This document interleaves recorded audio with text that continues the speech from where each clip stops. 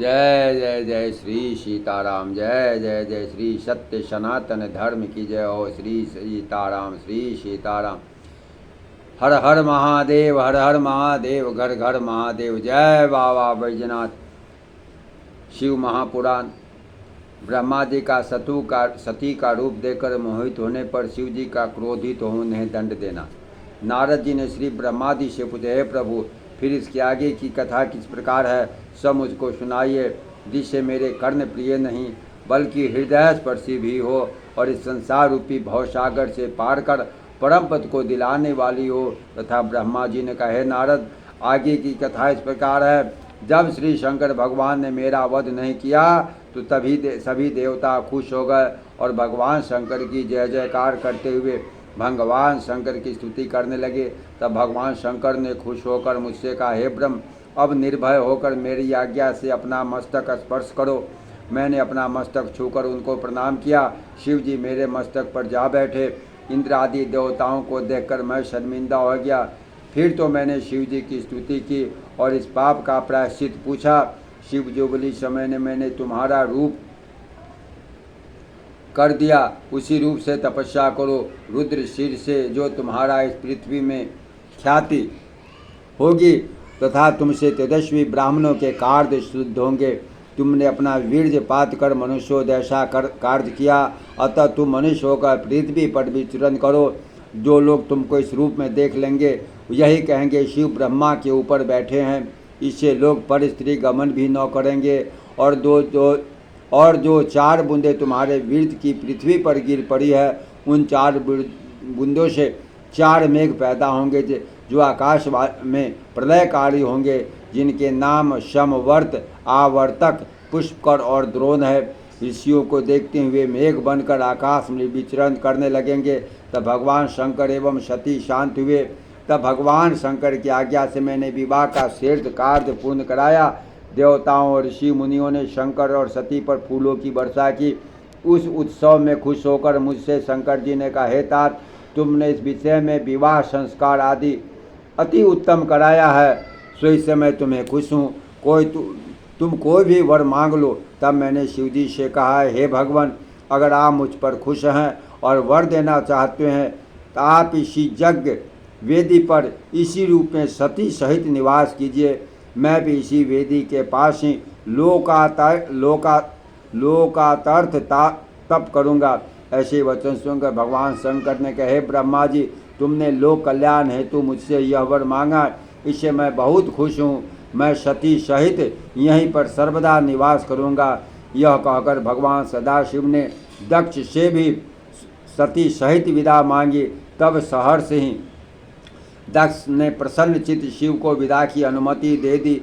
सदाशिव जी विदा होकर कैलाश धाम पर जा पहुँचे। वहाँ पर पहुँचकर उन्होंने सभी देवताओं ऋषियों आदि को विदा किया। सब विदा होकर अपने अपने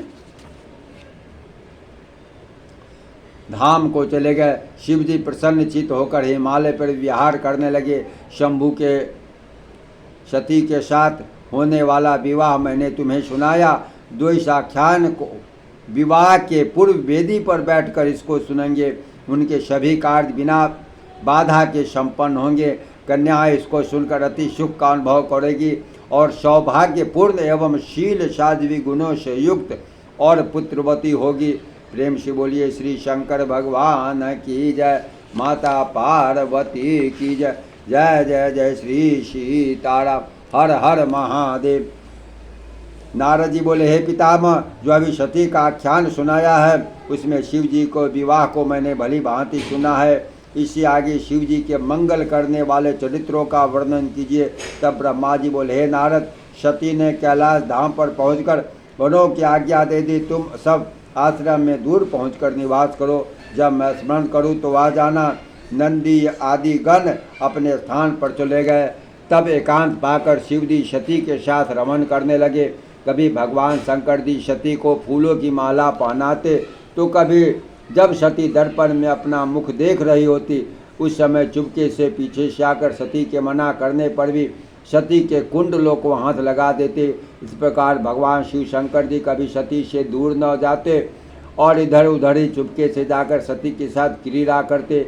प्रीति सहित सती का आलिंगन करते, कभी उनका हार उठा लेते तो कभी बाजूबंद, इस प्रकार बार बार स्पर्श पहनाते निकालते। काल का नाम की दासी को आगे आगे चलाकर सती जब उनके पीछे चलते तो उनके बड़े बड़े कूचों को पकड़ लेते। कभी रमणीय कूचों में जाकर सती के साथ विहार करते। सती की बिना भगवान शंकर को एक क्षण के लिए भी सुख नहीं मिलता था। इस प्रकार सती के साथ विहार करते हुए शिव जी को 25 वर्ष कैलाश धाम में व्यतीत हो गए। ब्रह्मा जी बोले, हे नारद जी, एक दिन वर्षा ऋतु में जब वर्षा हो रही थी तो शिव जी और सती एक पर्वत शिखर पर बैठकर आनंद को प्राप्त हो रहे थे, विहार कर रहे थे। उसी समय सती ने शंकर जी से कहा, हे प्राण वल्लभ, इस वर्षा ऋतु के आरंभ होने के कारण किसी सुरक्षित स्थान पर चलिए, जिससे इस वर्षा काल का समय आनंदमय व्यतीत हो जाए। इस बात को सुनकर जगहर्ता श्री शंकर जी महाराज बोले, हे प्रिय, तुम्हारा यह कथन है कि वर्षा काल आरंभ हो गया है। अगर तुम कैलाश पर विश्राम करना चाहो तो वहाँ चले। यह हिमालय इस समय सर्वश्रेष्ठ शिखर है। वहाँ पर नेक हिमालय के कदमों या नितंबों तक ही विचरण करते हैं। अतः श्रेष्ठ शिखर पर हम अपना आश्रम बनाकर अपना समय व्यतीत कर सकते हैं। हिमालय की श्रेष्ठता उस संसार में अद्वितीय है। कैलाश धाम उस मेघ के उस श्रृंखल प्रवृत्ति से नितांत दूर है। इस पर सती ने कहा, वहीं ठीक है। सती की बात को सुनकर और सहमति को जानकर भगवान शंकर कैलाश धाम में हिमालय पर्वत के सर्वोच्च शिखर पर रहकर सती के साथ विहार करने लगे। शिव शंकर जी सती के साथ अनेक क्रीड़ा करते और कभी सामने बिठाकर अधिक समय तक सती का मुख देखते रहते। इस प्रकार सती के साथ रहकर भगवान शंकर ने कैलाश पर 10,000 वर्ष व्यतीत किए। इतने समय एक दूसरे के प्रेम भाव को जानकर आपस में अनुराग उत्पन्न किया। इस प्रकार भगवान शंकर जप तप यज्ञ त्याग कर सती के प्रेम में अनुरक्त हो गए। ब्रह्मा जी ने नारद से कहा, एक दिन सती ने भगवान शंकर जी से इस प्रकार कहा, हे प्राण वल्लभ, मैं आपका निर्विकार प्रिया हूँ। आपको मैंने कठिन उग्र तप करके प्राप्त किया है और आपके साथ क्रीड़ा विहार करके मैं अत्यंत प्रसन्न चित्त हूँ। अतः अब मेरा इन सब को छोड़कर तत्वों की ओर उन्मुख होना चाहता है।